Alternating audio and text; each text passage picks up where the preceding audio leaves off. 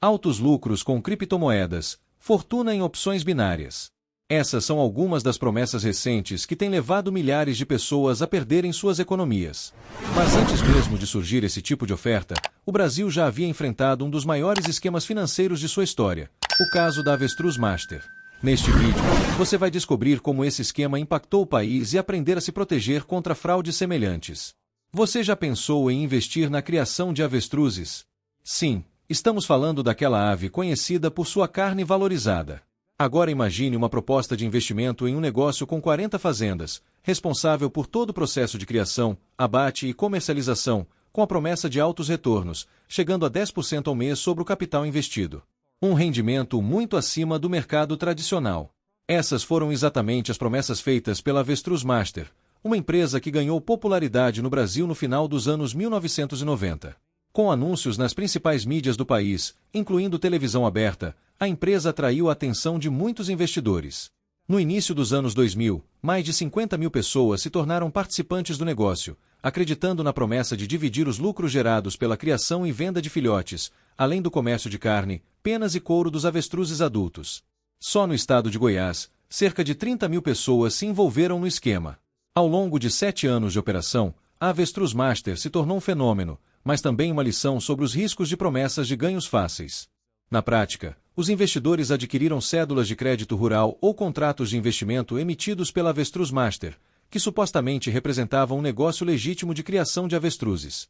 Ao comprar esses títulos, os investidores recebiam a promessa de juros mensais superiores a 10% sobre o capital investido. Além disso, havia a opção de investir diretamente em filhotes de avestruz, que seriam vendidos futuramente com valor mínimo garantido.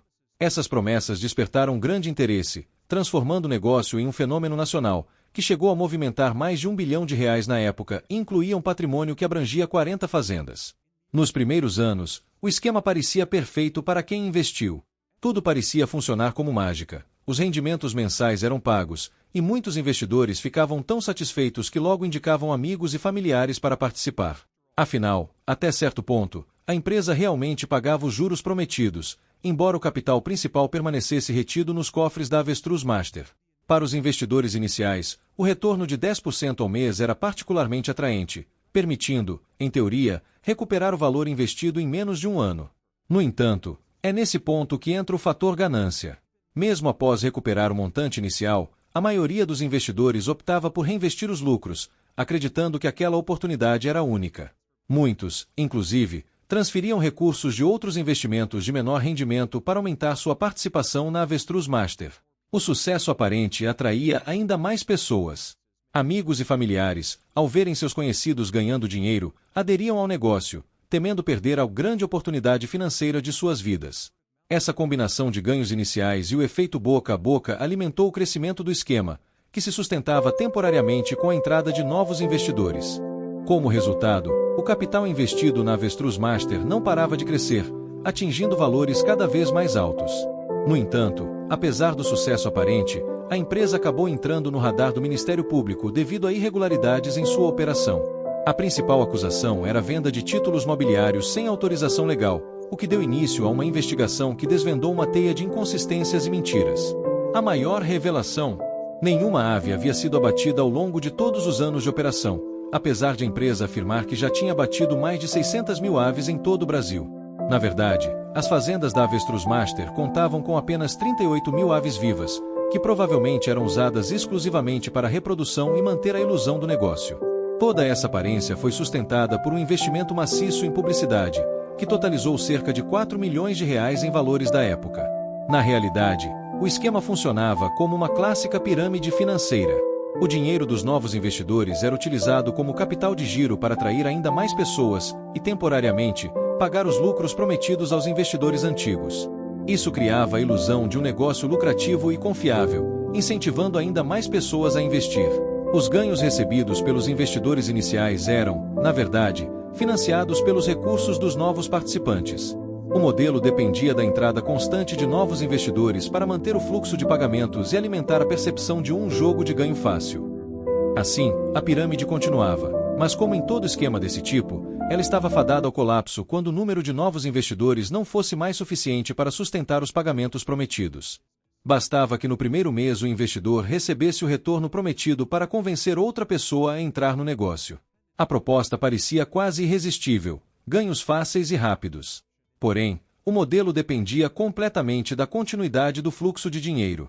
Se em algum momento houvesse uma interrupção nesse ciclo, o esquema desmoronaria completamente. E foi exatamente o que aconteceu após o Ministério Público começar a questionar a legalidade da operação.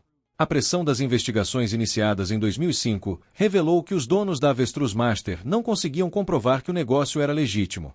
No ano seguinte, a Justiça decretou a falência da empresa. O colapso pegou de surpresa todos os investidores que ainda tinham dinheiro aplicado, resultando em perdas financeiras significativas. Na prática, a Avestruz Master operava como uma instituição financeira não regulamentada, sem supervisão adequada e de maneira ilegal. Durante os 7 anos de funcionamento, o esquema passou despercebido pelas autoridades, que só intervieram após a ação do Ministério Público. A empresa era administrada por uma família, composta pelo pai, 2 de seus filhos e um genro. Um dos filhos chegou a fugir para o Paraguai para evitar a justiça. Em 2010, a justiça condenou 2 dos filhos e o genro a penas de 38 anos de prisão cada, além de obrigá-los a indenizar os investidores em R$100 milhões. No entanto, o fundador da empresa, Gerson Maciel da Silva, faleceu em 2007 devido a um câncer no fígado. Em 2013, uma decisão judicial retirou a obrigação de indenizar os investidores, com base no entendimento de que os altos retornos prometidos já indicavam que se tratava de um investimento de risco, algo que os investidores deveriam ter percebido desde o início. A Avestruz Master também deixou um rastro de dívidas com fornecedores, funcionários e com a Fazenda Pública Nacional. Para tentar sanar parte desses débitos, os bens registrados em nome da empresa foram leiloados, mas o montante arrecadado foi insuficiente para cobrir o valor total devido. Em 2019, uma nova sentença foi emitida, condenando 3 pessoas pelo esquema, que foi caracterizado como crime contra a economia popular. As penas aplicadas foram: Gerson Maciel da Silva Júnior, condenado a 6 anos de prisão e 120 dias multa; Patrícia Urria da Silva Maciel, também sentenciada a 6 anos de prisão e 120 dias multa; e Emerson Ramos Correia, condenado a 5 anos de prisão e 36 dias multa. O esquema causou um prejuízo estimado em mais de R$1 bilhão para a economia popular e originou diversos processos em 6 estados do Brasil. Mesmo diante de toda a controvérsia, os investidores ficaram completamente desamparados, já que, além do entendimento judicial de que os sócios não tinham obrigação de indenizar, não foram localizados bens suficientes para cobrir o rombo. Essa história nos deixa importantes lições. É fundamental desconfiar de qualquer promessa de dinheiro fácil, especialmente quando os rendimentos oferecidos estão muito acima do mercado ou da taxa Selic. Tenha cuidado com oportunidades que prometem retorno rápido sem esforço ou trabalho envolvido. Antes de investir em qualquer produto financeiro, verifique o CNPJ da empresa na Receita Federal e confirme se a atividade da instituição está de acordo com os parâmetros estabelecidos pela Anbima ou pelo Banco Central. Além disso, certifique-se de que ela possui cadastro na Comissão de Valores Mobiliários.